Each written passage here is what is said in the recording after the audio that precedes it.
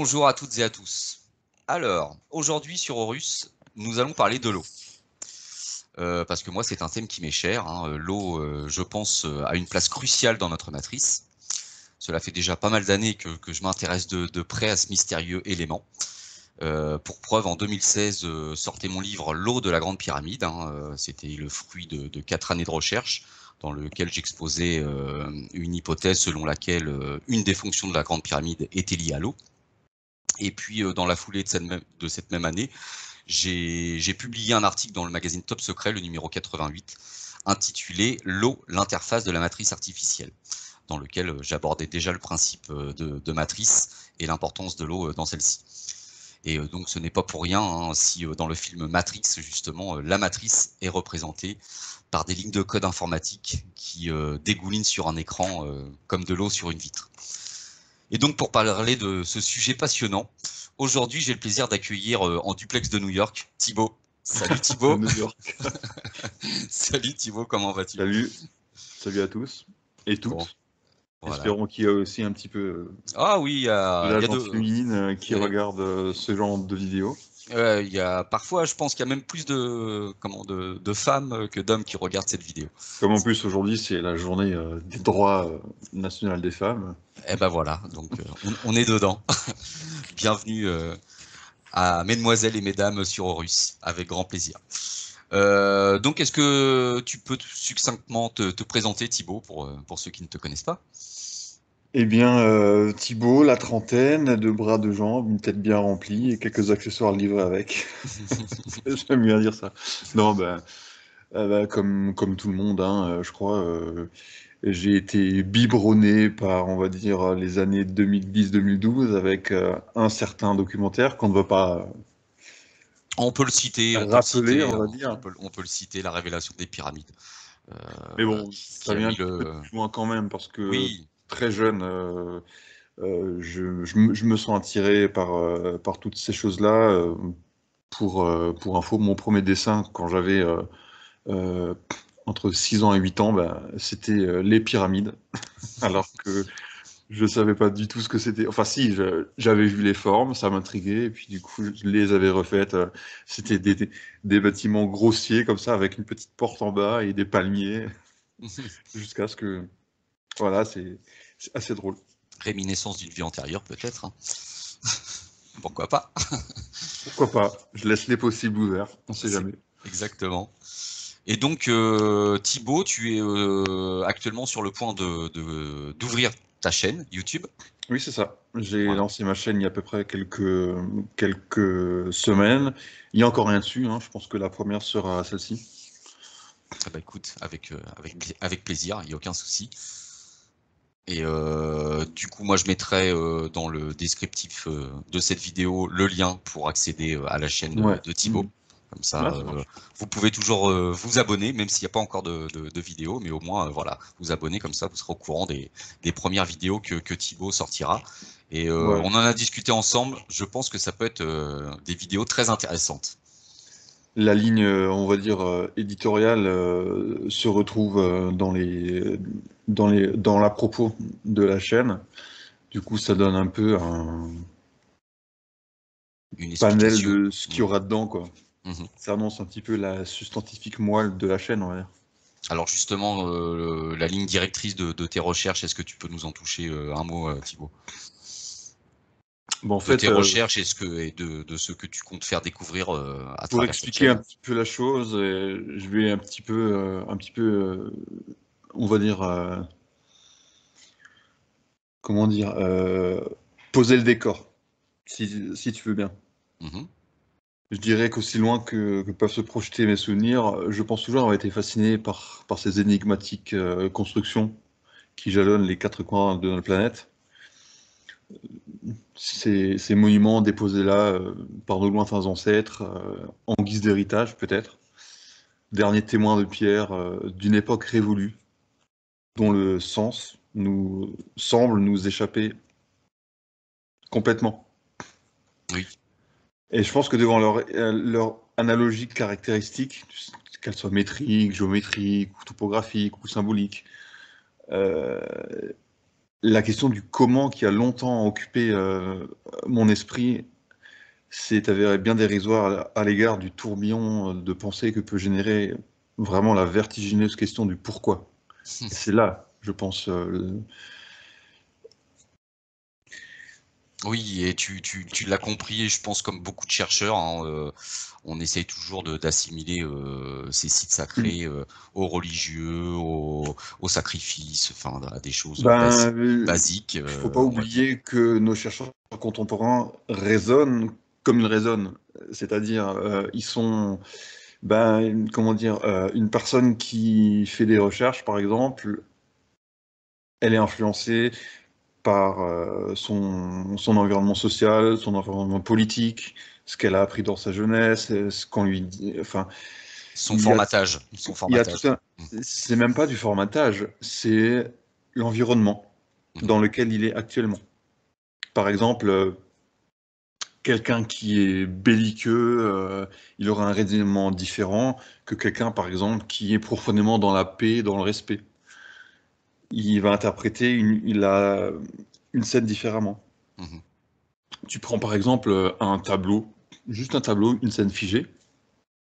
Tu vas demander à 10 personnes d'interpréter ce qu'ils voient. Tu auras 10 récits différents. Oui. Et figure-toi, figurez-vous même, tous les auditeurs, c'est ainsi que les principaux textes, par exemple fondateurs de la mythologie grecque, ont été interprétés à partir de dessins sur des poteries, des scènes figées. Des scènes des fois complètement ubuesques, on ne comprend pas trop ce qu'on voit, et on en a déduit des récits. L'Iliade, l'Homère, par exemple, ça a été fait d'après Des interprétations de des dessins, interprétations voilà. de scènes sur Mhm. des cratères, sur des poteries, sur des vases. Oui, donc on a pu se tromper totalement sur comment le pourquoi justement de ces sites énigmatiques qu'on retrouve aux quatre coins de la planète. Euh, oui, on a pu se tromper, c'est vrai. Il faudrait d'ailleurs que quand on écoute un documentaire archéologique, je sais pas, sur Arte, sur les pyramides ou sur autre, dans un autre coin du monde, qu'on laisse vraiment le conditionnel, quoi. Parce Oui, que des fois, j'entends des trucs affirmés d'une façon tellement péremptoire que rien d'autre n'est c'est semble être. totalement exclu. Oui, voilà, ouais, sans paraphraser Jean-Pierre Monsieur Adam. Jean-Pierre Adam, mais je veux dire, oui, effectivement, c'est un petit peu dommage d'affirmer des choses. Ok, il y a des études derrière, mais quand on sait que la base des textes, par exemple, de la mythologie grecque résulte Mhm, juste d'une interprétation de dessin, mhm. Oui. et je suis sûr que toutes les mythologies résultent en fait de ce qu'on observe. Mhm. Mais le problème est le prisme à l'intérieur de chacun renvoie une réalité différente. Oui. Donc, influence différents aspects. Il faudrait vraiment, comme le disait un petit maître aux oreilles vertes, désapprendre tout ce que tu as appris. Et c'est quand on fait table rase de tout ça qu'on peut accueillir quelque chose de nouveau, quelque chose de plus juste, on va dire. Mhm. Mais Mais après, c'est plus pour compliqué de défendre les désapprendre. archéologues et les historiens, je ne les remercierai jamais assez, parce que c'est quand même grâce à eux, avec la quantité d'informations qu'ils ont essaimées dans leurs livres ou dans leurs recherches, qu'on peut retirer et trouver justement à chaque fois que quelqu'un exprime un point de vue, des choses qu'un n'aurait peut-être pas forcément découvert, mais il va utiliser un terme qui va rentrer en résonance avec ton propre cheminement. Et Mhm. du coup, on ouvre des petites portes petit à petit, et puis on arrive à quelque chose de tel des pièces mis bout à bout les unes après les autres, qui donnent petit à petit un ensemble cohérent et Mhm. complet. Mhm. Je ne sais pas si je me fais bien comprendre. Je Oui, tout précise à fait. à tous nos auditeurs que c'est ma première apparition. sur les sur YouTube, donc Donc, peut-être que des soyez fois, indulgents avec Thibaut, mais voilà, c'est ça. Petit à voilà. petit, S'il y en a qui critiquent, bah, venez faire une vidéo sur YouTube, voilà, qui sera publiée à des millions de D'ailleurs, personnes. je tiens aussi à préciser que cet essai que je suis en train de mettre sur pied, c'est vraiment une ébauche perfectible. Mhm, Et j'entends vraiment pouvoir interagir. D'ailleurs, dans les commentaires, dites-le si vous n'êtes pas d'accord sur un point. Je me ferai un plaisir de débattre, d'essayer de comprendre votre point de vue, parce que le but, c'est vraiment une ébauche perfectible qu'à terme, j'aimerais vraiment la boulonner, quoi.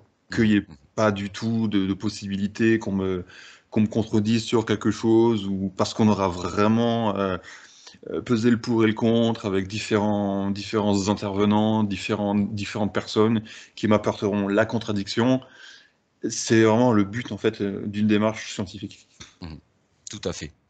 Malheureusement, parfois, il y a quelques personnes qui vont juste rebondir sur un détail et il suffit que ce détail soit faux pour décrédibiliser C'est un petit peu dommage, tout parce le que c'est reste, ce qui est exactement ce que dommage. fait même les archéologues modernes, hein. Des fois, Oui, là, oui, je suis encore exactement. tombé sur une affaire où, enfin, sur un article de National Geographic où on vante comment dire, le côté superbe du buste de Nefertiti, alors que on a des éminents archéologues qui, eux, le considèrent comme étant faux.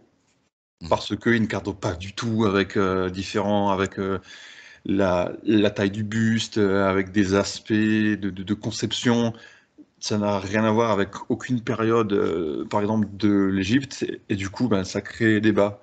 mhm. C'est des éminents archéologues. Donc eux, ils ont du poids. Ils ont donc de la crédibilité. C'est un petit peu dommage que toutes les personnes n'ont pas justement aussi cette possibilité de se tromper, enfin, de pouvoir. Enfin, Remettre en je m'exprime question, mal là. Ouais, non, non, ouais, mais voilà, remettre en question certaines choses voilà, sans, voilà, tout en à fait. Et gardant. qu'on est obligé d'avoir un statut archéologue renommé pour pouvoir. Émettre Non, des hypothèses ou des pensées, c'est voilà. ça, c'est ça. C'est tout le problème avec on va dire La méthode. les chercheurs alternatifs, hein, puisqu'ils ne sont ni catalogués historiens ou archéologues ou voilà, Mais comme il faut pas oublier que les plus grandes avancées sont faites justement par des fous, enfin des gens qu'on a considérés fous tout à fait. et Et qui ça, se faut sont pas l'oublier. révélés être de véritables génies finalement. Exactement, tout à fait. Donc, alors on peut pas dire qu'on est des génies, hein, mais Non, non, mais il faut prendre en laisser tous les considération, possibles voilà, ouverts. laisser les portes ouvertes. Exactement, Thibaut. Alors du coup, on va parler de l'eau, hein, puisque comme je l'expliquais pour présenter cette émission, on va commencer par des échanges de slides, si tu le veux bien, Thibaut. Tu avais Ouais. préparé quelques slides pour qu'on discute de tout ça, parce que comme Avant de se lancer vraiment dans la démonstration, j'aimerais quand même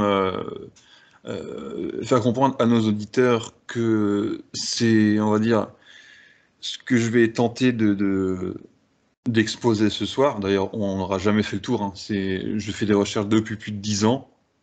Et vraiment, on va dire que c'est comme si soudainement vous vous retrouvez projeté sur les bancs d'un cours de physique-chimie. Du coup, il semble alors évident qu'avant d'espérer comprendre les rouages de la physique quantique ou le fonctionnement de la fission nucléaire, il est d'abord nécessaire de passer par nombre de connaissances intermédiaires, Mhm, comme par exemple, je sais pas, l'apprentissage de ce qu'est la matière, une molécule, ou de quoi est composé un atome.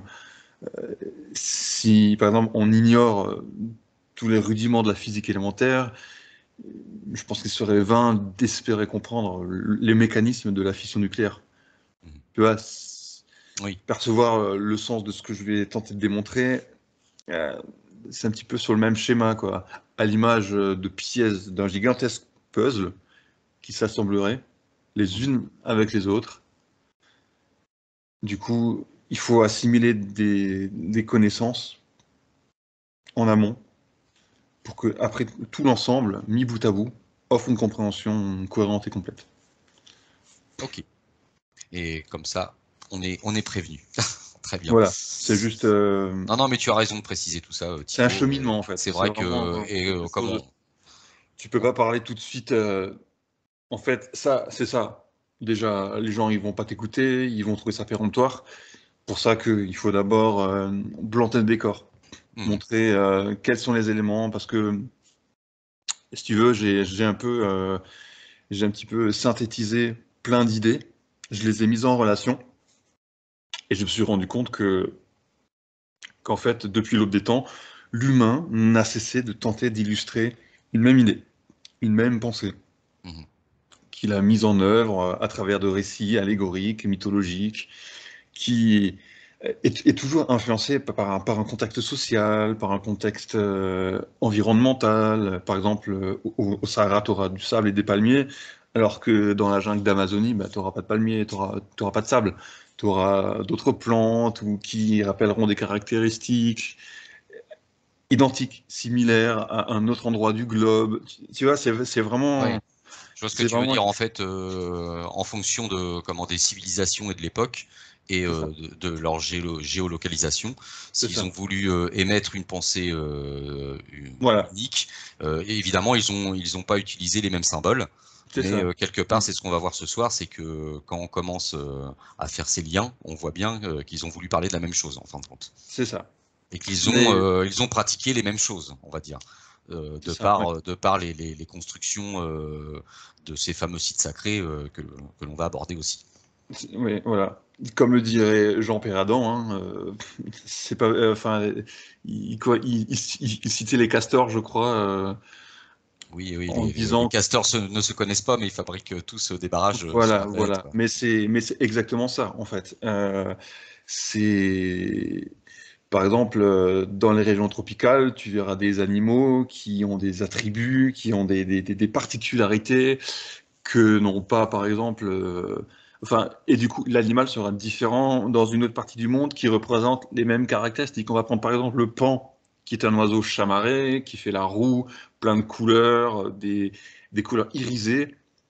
Et d'un autre côté, quand il n'y a pas de paon, ben, on va trouver dans le centre de la mythologie un animal, un caméléon.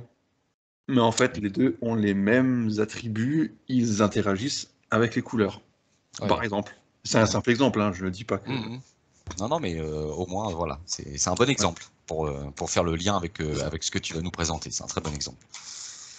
Oui, parce que on en a discuté ensemble, Thibaut. Moi, je l'avais constaté après l'écriture de mon livre, L'eau de la Grande Pyramide. Je me suis bien sûr penché sur de nombreux sites sacrés à travers la planète. Et moi, je me suis rendu compte qu'il y avait systématiquement la présence d'eau.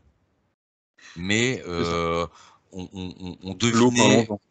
voilà, on devinait de par cette présence de l'eau qu'elle n'était pas là pour simplement boire ou voilà. Il y avait Oui.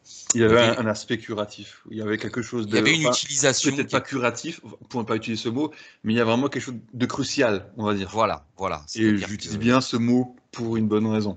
l'eau avait une importance capitale C'est ça. sur ces sites sacrés. Et Mm. on va justement en parler ensemble. Ça va être intéressant. Oui, ben, c'est exact, effectivement. Il semblerait que l'eau est une place, on va dire, privilégiée dans ce genre de construction. On a soit des fontaines, soit des petites niches avec une vierge souvent, des bassins à cupules pour les plus anciens. Mhm. Oui, comme on retrouve parfois dans certains monolithes, Oui, des espèces de petites cupules, voire avec des petits canaux creusés. On se dit, oui, c'était fait pour l'eau, quoi. Mm. oui. L'eau semble vraiment avoir une place déterminante et c'est peut-être pour ça qu'en fait qu'on dit que l'eau est un mercure, est un message, il amène l'information. Oui, Gardez bien cette notion en tête, on va y revenir plus tard. oui, il y a certains chercheurs hein, qui ont mis le doigt là-dessus, notamment Masaru Emoto, Mm. entre autres. Il y a aussi Jacques Benveniste hein, qui avait travaillé sur la mémoire de l'eau. Donc, en effet, l'eau est porteuse d'informations. Oui, c'est ça. Mm, mm. Parce que vous pouvez faire l'expérience chez vous, hein. Vous prenez un récipient d'eau, vous mettez n'importe quoi dedans, ben, l'eau va garder l'information de ce que vous mettez dedans. Ça montre bien que l'eau est un messager. Exactement, tout à fait. Donc, Puisqu'il y a toujours trois corps dans la nature, hein, le soufre, le mercure et le sel. Voilà, l'âme, l'esprit et la matière. C'est ouais, ça. le Le soufre, principe, le sel et le mercure. voilà, un grand principe alchimique Exactement. et selon moi, la matière première par Mais c'est la excellence. fameuse Trinité, je pense, mais Mm. exprimée d'une façon différente. Voilà, Trinité et Trinity dans Matrix, hein. Ouais, donc un principe alchimique et pour moi, l'eau est, je dirais, c'est la matière première par excellence pour travailler en alchimie. Nul besoin d'aller chercher des métaux vils ou précieux ou autre chose. Pour moi, c'est l'eau, la base de l'alchimie. Mais si l'eau est tellement évident qu'en fait, on est peut-être passé à côté de ce qu'on voulait vraiment démontrer. Et oui, mais c'est tout le but de l'alchimie. Lorsque tu commences à creuser ce sujet, à un moment donné, tu te perds. Tu te perds Mais dans c'est les ça, vieux livres c'est ça. d'alchimie, dans la symbolique, comme tu disais, le soufre, le mercure, etc., etc. À un moment donné, on se perd dans toutes ces descriptions différentes, alors que justement, la chose est toute simple. Exactement. C'est le. J'aimerais vous proposer une image, donc tu colleras l'image, hein. Mhm, Donc je voulais vous présenter du coup cette image où on voit l'eau, mais pas à la place où on l'aurait espéré. Est-ce que ça n'indiquerait pas que l'eau peut être aussi les eaux d'en haut, c'est-à-dire les ondes? mhm. D'ailleurs, j'en profite pour partager cet extrait du livre de la Genèse, hein. C'est le C'est commencement de la ça. matrice, on va dire. Donc, au commencement, Dieu créa le ciel et la terre. La terre était informe et vide. Les ténèbres étaient au-dessus de l'abîme et le souffle de Dieu planait au-dessus des eaux. Donc déjà, on C'est ça. a, voilà, dès le départ, il y avait l'eau. Dieu dit que la lumière soit, et la lumière fut. Dieu vit que la lumière était bonne, et Dieu sépara la lumière des ténèbres. Donc là, on a la lumière et les eaux, qui ont une place primordiale dans la création de notre C'est monde. ça. Et Dieu appela la lumière jour, il appela les ténèbres nuit, il y eut un soir, il y eut un matin, premier jour. Et Dieu dit qu'il y a un firmament au milieu des eaux, et qu'il sépara les eaux.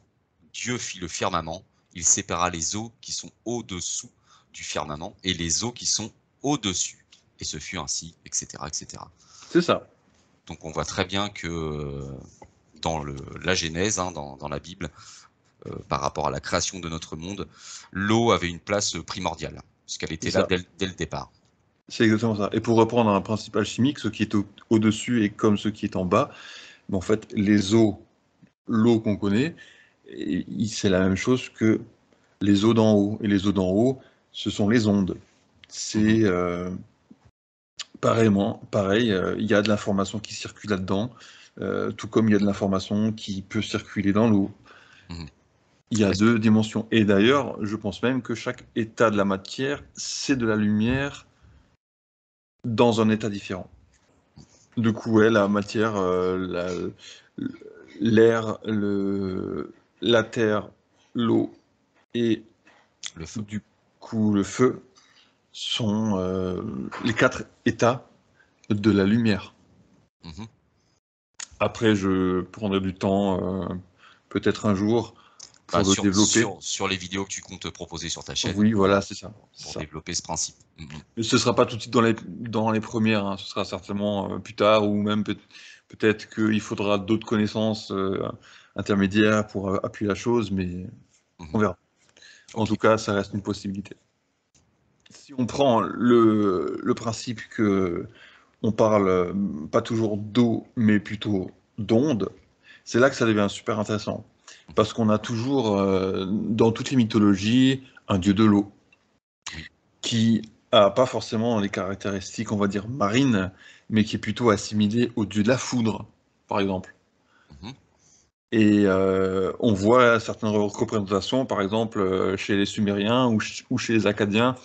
J'ai pas forcément tous les termes là maintenant, mais parce que j'ai beaucoup d'informations, j'ai énormément coupé de l'information, rassemblé de l'information, rassemblé ce qui était éparse en fait. Et certains exemples montrent des dieux qui manipulent de l'eau. Et des fois, ces dieux, on voit que l'eau prend la place d'un serpent. Oui. Et Bah c'est là où justement, c'est tu vas ça. tu vas nous partager des images pour nous faire comprendre ça. C'est ça. On peut assimiler l'onde, l'eau au serpent. Mhm. Et Et plus par, tard, on va exactement par sa forme sinusoïdale, par ses caractéristiques, de toute façon, dans nombre de cultures, de mythologies, il y a, il y a toujours un serpent, au moins un serpent. mhm. Et c'est Oui, souvent un serpent qui est soit combattu, soit maîtrisé, soit mis à terre, ouais, terrassé. Parce que terrassé, il faut entendre mettre à terre. c'est ça. Ça veut dire la maîtrise de l'énergie, de l'onde. Mhm. Je ne sais pas si on peut partager Oui, quelques vas-y, slides.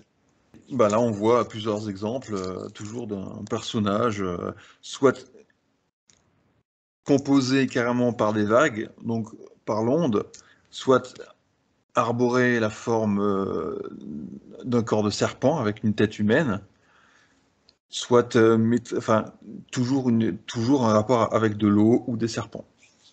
Bon, Mhm. là, à côté, on a Enlil. En bas, nous avons le jeune Krishna qui joue Avec un avec serpent. un serpent dans la main. Mhm. Et pareil, il est entouré par les eaux, et avec une espèce de, de serpent à 7 têtes qui rappelle la forme d'une coquille Saint-Jacques, comme s'il naissait d'une coquille Saint-Jacques. Ça vous rappellera certainement la naissance de Vénus, mais c'est pas pour rien. Je le développerai également sur ma chaîne. Mhm. Bien vu. Ouais. Euh, Là, à côté, on a Jésus-Christ qui fait un lâcher d'eau. Mais c'est intéressant. Donc, ça représente certainement le déluge. Mais dans ce déluge, il y a un oiseau qui descend. Comme s'il envoyait un message, une information. Repris par exemple par Twitter. On Oui, s'envoie des petits oiseaux. c'est ça. Ou même le logo de Messenger qui était à la base un oiseau. Ou la Poste qui Oui, était un oiseau. un oiseau On pour. a toujours l'oiseau messager. Mhm. L'Esprit Saint. Mais qu'est-ce que l'Esprit Saint? C'est ça. Et on verra d'ailleurs un oiseau sur bon nombre de représentations où il y a le dieu principal. On a Odin avec deux corbeaux, on a donc Enlil là avec un oiseau au-dessus des flots. On a toujours l'oiseau qui a un rapport, donc le messager qui apporte l'information. Et là, on a à nouveau une façon différente d'illustrer la notion de messager, là par un oiseau, messenger d'ailleurs, hein, messager. Euh, Alors que des fois, le messager, il peut avoir des formes différentes. Il faudrait parler par exemple de Hermès, de Mercure, qui lui a souvent un agneau, comme le Christ d'ailleurs, qui a un agneau. Pour ça qu'on mange un agneau en biscuit à la Pâque, parce que ça représente la résurrection. On Mais retrouve après, toutes ça. ces idées seront développées avec plus de temps, Mhm. plus de matière, parce que là, on a Oui, mais certainement. on a prévenu. Il y a énormément de choses à développer par rapport à tout ça. Oui, Et je pense qu'une soirée ne peut pas suffire de on toute peut pas en façon. une vidéo C'est ça. exactement. On va pas pouvoir en une vidéo, ou sinon ça sera Tel imbuvable. l'oiseau du messager, on va juste survoler. Tellement ça va être imbuvable si on donne trop d'informations. Ah, Donc c'est là, on clair. va survoler C'est ces ça. choses-là et donner aussi envie C'est ça. aux futurs abonnés de ta chaîne de s'intéresser justement à D'en ce que tu savoir plus, vas, oui, tout voilà, à d'en fait. savoir Tout à plus. fait. Exactement. Mhm. Parce que je peux vous garantir que je peux pas raconter 10 ans de recherche en l'espace d'une heure et demie peut-être, quoi. C'est ça. Donc, comme on l'a vu tout à l'heure, on parlait donc des serpents qui se manifestent par l'onde. Et comme là, on peut le voir, il y a différents, on va dire, représentations de serpents qui soient sculptés, peints, gravés, euh, qui montrent une forme sinusoïdale qui va de haut en bas, qui va de gauche à droite, et qui a une place, on va dire, prépondérante dans toutes les cultures, toutes les civilisations. Il y a toujours cette idée Mhm. d'un serpent. Et ce qui est important pour, par exemple, introduire, on va dire, ce qu'il faudrait comprendre, c'est que souvent on a des serpents qui apportent le malheur, souvent, et ainsi, et aussi, je veux dire, des serpents qui guérissent. On a toujours cette polarité entre la mort et la vie. Mhm. On le développera plus en détail. Et c'est vrai que le hiéroglyphe qui symbolise l'eau, c'est aussi, alors c'est pas une ondulation, mais c'est des hachures, enfin en dents de scie, quoi, Voilà, c'est ça. qui représentent mais une onde saccadée, quoi. Donc, pour revenir avec cette idée de toutes les civilisations ont expliqué d'une façon différente, avec des moyens différents selon leurs environnements, on a l'exemple parfait. On a par exemple Saint-Michel qui terrasse un dragon, on a Horus qui terrasse Apophis, enfin qui, avec sa lance, qui, disons, qui lui met la lance dans la bouche, hein, comme là par exemple Saint-Michel sur la gauche. Mhm. On a Cadméus qui fait de même, où on voit le serpent qui s'enroule autour d'une colonne, d'un pilier, qui rappellerait peut-être le caducée de la médecine. Enfin, on le développera plus tard. Mhm. On a sinon un prophète arabe, je ne sais plus lequel c'est, j'essaierai de le développer de façon plus complète sur ma chaîne. Sinon, là, plus bas, on a Odin, pareil, avec une lance et un serpent en dessous. Mhm.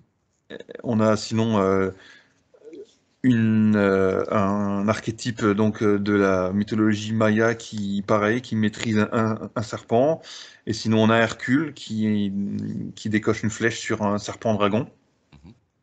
C'est là où on a une bonne transition pour montrer que le dragon et le serpent, c'est la même entité, sauf que le dragon, je trouve, apporte plus d'éléments concernant sa nature. Un dragon est couvert d'écailles, on a l'eau, il vole, on a l'air, il crache le feu, on a le feu, et il se réfugie dans les grottes, on a la terre. C'est ça, Donc on a les quatre éléments. c'est l'animal qui représente les 4 éléments à la C'est ça. perfection, quoi. Mhm. C'est ça. Je pense que c'est pour ça qu'on a créé cette, cette créature, pour C'est pour ça illustrer. que symboliquement, lorsqu'on voit par exemple en haut du Mont Saint-Michel, on a Saint-Michel qui terrasse le dragon, et en fait c'est ni plus ni moins la représentation symbolique on a maîtrisé les 4 éléments.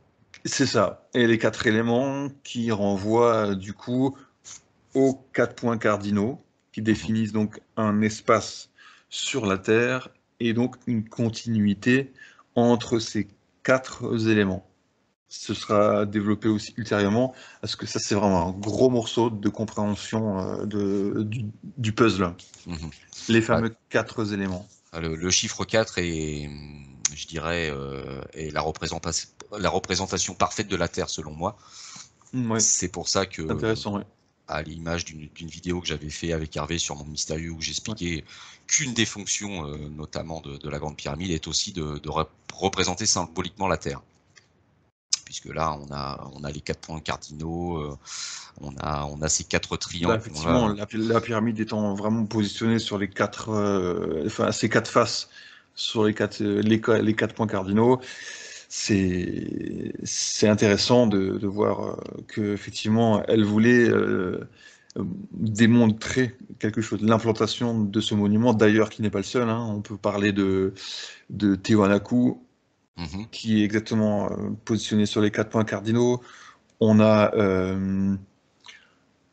la pyramide de Borobudur, qui est pareillement inclinée sur les quatre points, qui est positionnée sur les quatre points cardinaux. mhm. On a plein de monuments comme ça qui sont positionnés sur les quatre points cardinaux et qui, de facto, indiquent des axes. Oui, de toute manière, tous ces sites sacrés, moi c'est une constatation, soit on est sur les 4 points cardinaux, soit ils ont été construits de manière à jouer avec les équinoxes et les solstices. Bah justement, les quatre points cardinaux ont un rapport direct avec les axes des Voilà, solstices et des équinoxes, puisque voilà, l'axe est-ouest, c'est l'équinoxe. Donc on a déjà la direction c'est ça. deux faces sur le carré, quoi. On a déjà une ligne. Par exemple, on peut montrer aussi que il y a beaucoup d'endroits qui sont connus, hein, qui indiquent les solstices et les équinoxes, tout du moins pour les gens qui s'intéressent à ce sujet-là. Mais il y en a d'autres bien moins connus qui, qui indiquent par des jeux de lumière, de dégradés, d'éclairage d'un moment, enfin, il y a vraiment une recherche donc propre à chaque individu sur la planète, donc à des endroits différents, qui ont imaginé d'une façon différente de symboliser ces moments dans l'année, comme si c'était des rendez-vous cruciaux, qu'il ne fallait pas manquer. Mais pour quelle raison? C'est ça la chose la plus importante, c'est le pourquoi. Le pourquoi, exactement. Est-ce que D'ailleurs, tu peux développer un petit peu sans trop dévoiler, hein, comme je le dis, il faut donner envie aux personnes je vais d'aller te essayer, on suivre. va dire. Hein, Et pas évident, parce que... moi, j'ai aussi une idée là-dessus que je partagerai aussi, voilà. Mais je t'écoute, Thibaut, par rapport à ce que tu en penses. Eh bien, déjà, il est intéressant de montrer que c'est pas parce qu'un bâtiment n'est pas orienté sur les axes cardinaux qui n'indique pas les équinoxes. La preuve avec la pyramide sur le plateau de Chichén Itzá, la pyramide de Kukulkan, qui elle n'est pas du tout indiquée Non, elle n'est pas du tout orientée orientée. Alors ces quatre est-ouest, faces, voilà.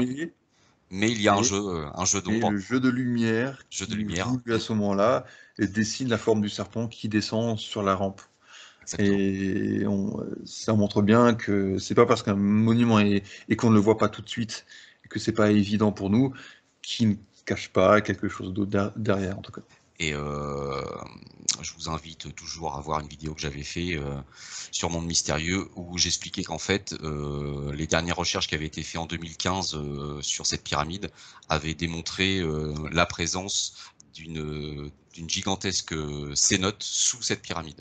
C'est-à-dire que sous la pyramide de Chichén Itzá, il y a une gigantesque cénote remplie d'eau. Donc on a la présence d'eau, mais elle est dessous. Oui. Ben, par exemple, on prend en connaissance des vidéos de Howard Crowhurst sur justement la pyramide et sur le complexe de Chichén Itzá, on en apprend beaucoup, hein, et vraiment, j'invite vraiment les auditeurs qui ne connaissent pas les travaux de Howard Crowhurst de se procurer ces vidéos. Elle coûte pas cher, elle coûte 2-3 euros la vidéo, je crois, soit en téléchargement, soit comment dire, en achat direct. Là, on a un petit peu plus, mais c'est quand même plus intéressant d'avoir l'objet. Le support à volonté. Ouais. Parce que pour la petite histoire, j'ai eu la chance de le côtoyer. Initialement, c'était pendant 3 mois, mais du coup, ça a duré 9 mois. Un accouchement symbolique.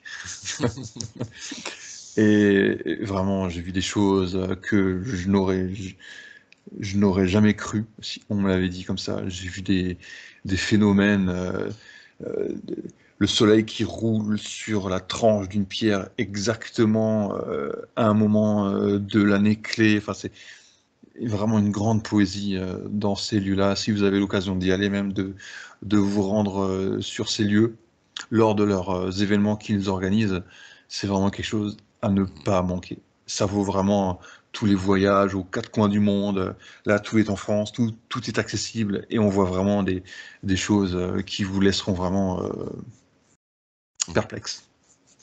Et oui, ils étaient des constructeurs hors pair, parce que et des astronomes hors pair aussi, pour justement marquer ces points précis de l'année. Et justement, on va en venir au pourquoi. Moi, j'aurais ma petite idée là-dessus. J'ai découvert il y a pas mal d'années de ça, c'était les travaux de Jeanne Rousseau. Je ne sais pas si tu connais Thibaut. Non. Alors c'était une dame très intéressante. Elle était à la base pharmacienne. Elle avait été un petit peu dégoûtée je dirais du milieu médicamenteux, business, etc. Voilà, et elle avait un peu laissé tomber son travail à cause de ça. Elle s'était penchée sur l'eau justement. Elle avait fait des recherches pendant des années sur l'eau. Et elle avait notamment analysé des sources à côté de chez elle sur une longue période. Et en fait, elle testait principalement pour analyser l'eau de ses sources, elle testait la résistivité de l'eau et aussi le taux de pH avec deux appareils que moi je me suis fourni. Hein, maintenant, on en trouve. Intéressant, ouais. C'est pas très cher à se fournir ce type d'appareil.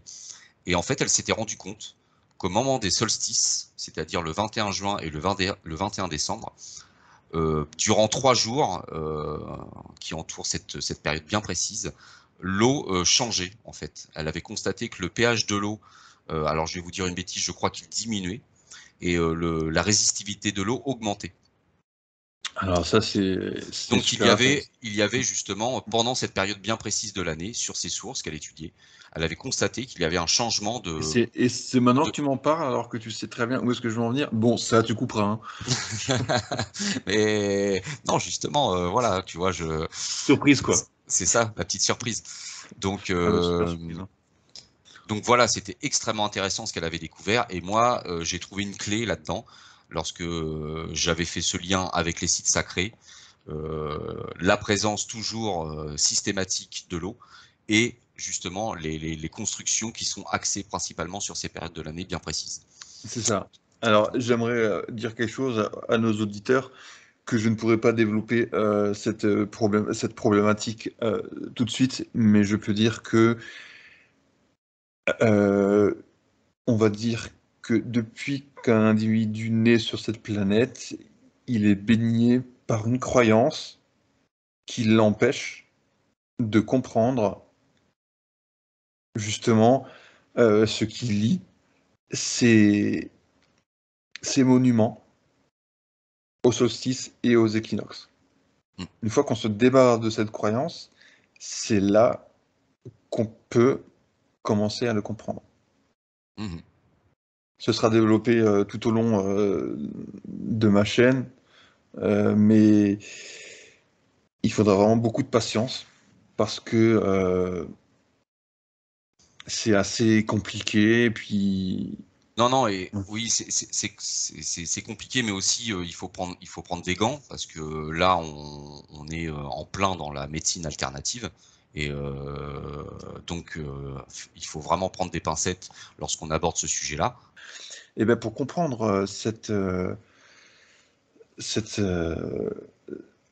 l'intérêt que ces bâtisseurs ont asséné ces monuments orientés sur les solstices et les équinoxes, il faudrait commencer par se débarrasser d'une certaine idée qui était ancrée dans nos têtes depuis notre plus jeune âge. Et c'est seulement à partir de ce moment-là qu'on pourra commencer à voir au-delà et à apporter des idées nouvelles. Mhm. Voilà, je ne peux pas en dire plus pour le moment. C'est exactement ce qu'on expliquait tout à l'heure. Ouais, Il faut désapprendre pour réapprendre. exactement. Tout à l'heure, on parlait de l'agneau pascal, où il faut quand même que je vous présente du coup différents archétypes, enfin différents, on va dire, personnages qui représentent toujours le même archétype, mis en scène de façon différente. On peut voir qu'il est toujours question du coup d'un agneau, par exemple, pour ceux qui ne connaissaient pas, Hermès, Mercure aussi avait un agneau. C'était l'un de ses attributs, on va dire, principaux avec le coq. Mhm. Et je me suis rendu compte que on a un messager qui est fils de Dieu, qui est envoyé sur la terre. Et de l'autre côté, on a un autre messager, Hermès, Mercure, qui est l'intermédiaire entre les hommes et les dieux, le ciel et la terre. Mhm. Du coup, on a la même idée, illustrée à des époques différentes. Mais je le développerai plus en détail parce que euh, chaque, chaque tranche du temps va l'illustrer d'une façon différente et va le complexifier en fonction de sa compréhension. Mhm. Ouais, là, C'est pour on est ça que vraiment, on voit très bien hein, que, voilà, Mm, comme on le disait au début de cette vidéo, on retrouve l'utilisation d'un symbole, là en c'est ça. l'occurrence le symbole du messager, qui a été le même, qui a duré dans le temps et dans les civilisations à des époques et des lieux complètement différents. Et c'est ça qui est vraiment troublant. C'est ça. C'est vraiment, je pense, la pierre d'achoppement qu'il faut vraiment, vraiment assimiler, c'est que ce qu'on voit n'est qu'une illustration de ce qu'on a essayé de nous faire comprendre. Mmh. Donc là, par exemple, plus bas, on voit par exemple, je crois que c'est Saint Jean, ouais, Saint Jean, qui, autour de son bâton en croix, il y a autour un message avec une inscription qui rappelle le caducée qui s'enroule autour de la hampe. Tout à fait. On verra dans d'autres illustrations que je proposerai sur ma chaîne peut-être, enfin si j'en ai l'occasion, que bien souvent on a sinon des personnages avec des espèces de capes ou des espèces d'écharpes qui reprennent de nouveau ce symbole d'un parchemin de papier. Des fois, le prolongement se termine en dragon, des fois, il se termine en quelque chose qui renvoie toujours à l'idée de messager. Mmh. Ouais. La symbolique est la même. C'est ça. Exprimée d'une manière différente. C'est ça. C'est ce qui fait en fait la richesse de notre monde, c'est que partout sur la planète, on illustre la même idée en utilisant des façons différentes, des récits différents, pas souvent différents finalement, parce que quand on les étudie dans le détail, on se rend compte qu'il y a énormément d'éléments qui reviennent aux quatre coins du monde. Hein. Ça, c'est vraiment, c'est une certitude. Oui, oui, c'est comme l'histoire du déluge. On retrouve ce mythe partout sur la planète. Bah justement, le déluge, est-ce que c'est pas justement une tombée d'informations? C'est ça, c'est ce que j'allais dire. Comme l'eau est un message. Un tsunami d'informations qui arrive d'un seul coup. C'est ça, c'est ça. La révélation. Et Avec tout ce qu'il y a justement, derrière. Noé, hein, anagramme de Néo, hein, C'est qui ça. lance ce volatile de son bateau, hein, c'est cette colombe, Tout à fait. un messager. On a encore le message derrière, voilà. Ah, je pense qu'on n'aura jamais fini d'en parler parce que on retrouve ces symboliques dans les films, dans les dessins animés, dans les séries, c'est juste moi en tout cas à ma place où je suis en ce moment et avec le recul que j'ai, quand je regarde un film, je m'attends à trouver ce que je cherche et ça ne manque pas. Oui, il y a Eh bien le 7e art, ouais, justement, parlons-en. C'est quelque chose de quand l'œil est averti. C'est ça, il faut avoir C'est ça. la trame de fond, enfin, pour Voilà, c'est comprendre. ça. On prend par exemple Luke Skywalker, Lux, la lumière, Skywalker, le marcheur du ciel. On a cette idée de la lumière qui planait au-dessus des eaux. Tout à fait. Mm. Et Euh, Luke conduit un X-Wing. X, c'est la lumière de nouveau. Le prince Xor, Merry Xmas pour Merry Christmas. On a X à la lumière, les X-Men qui ont le pouvoir, justement, le pouvoir a un rapport avec la lumière. mm. Ouais, c'est vrai que Star Wars, hormis que c'est un excellent space opéra, hein, on va dire, Ouais. mais il y a quand même eu des messages. Sauf la dernière trilogie, Voilà, qu'on peut remplacer par les Clone Wars, par exemple, qui sont une très voilà, très bonne série.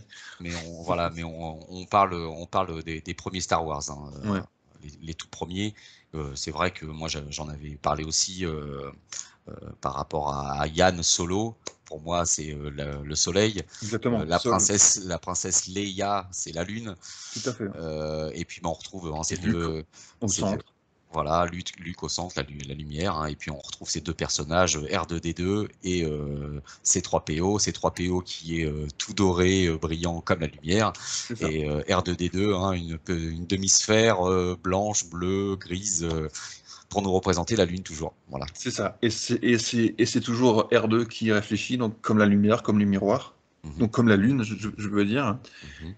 et le soleil qui montre son aspect. Oh, c'est moi, je pratique 75 000 formes de dialogue à travers, tu vois, C'est vraiment le ça. côté très pavaneux, comme le Au-dessus, Pan. au-dessus, c'est le soleil, comme on dit.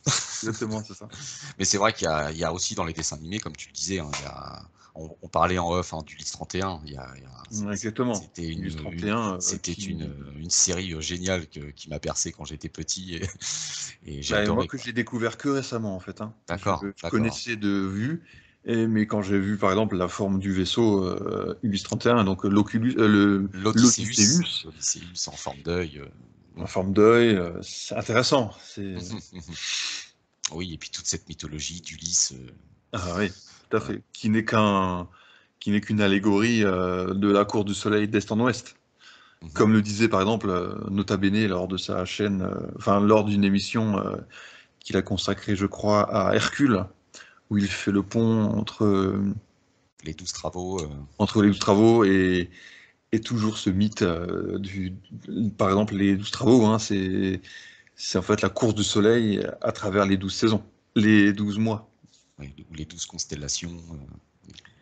Mhm, Les constellations, oui, c'est le reflet d'en haut, mais on parle de ce qui est en bas. mhm, Les mhm, saisons, au moment, enfin, l'homme qui, qui traverse les 12 saisons. mhm, C'est ça, les 12 travaux, les 12 épreuves. mhm, mhm. Ouais, Mais bon, intéressant, intéressant. ouais. Alors, il y a une grande question, moi, derrière tout ça, justement, Thibaut. Euh, alors, toutes ces choses que l'on constate, qui nous ont été léguées, je pense, on a oublié tout ça. On ne sait Oui, plus. Alors, est-ce que justement on a oublié, hein, les affres du temps ont fait que, avec nos différentes guerres intestines, etc., on a perdu le message, on a complètement oublié tout ça. Ou alors est-ce que c'est caché, selon toi? Parce que apparemment des personnes sont encore au courant de tout ça, hein. On parlait justement de réalisateurs comme George Lucas ou d'autres, ben, hein, il faudrait se qui... poser la question, est-ce que c'est quelque chose qui transpire à travers les humains, qui communiquent entre eux, ou est-ce que c'est quelque chose qui a été un script qui a été donné, par exemple, à George Lucas pour ne citer que lui. C'est la grande question.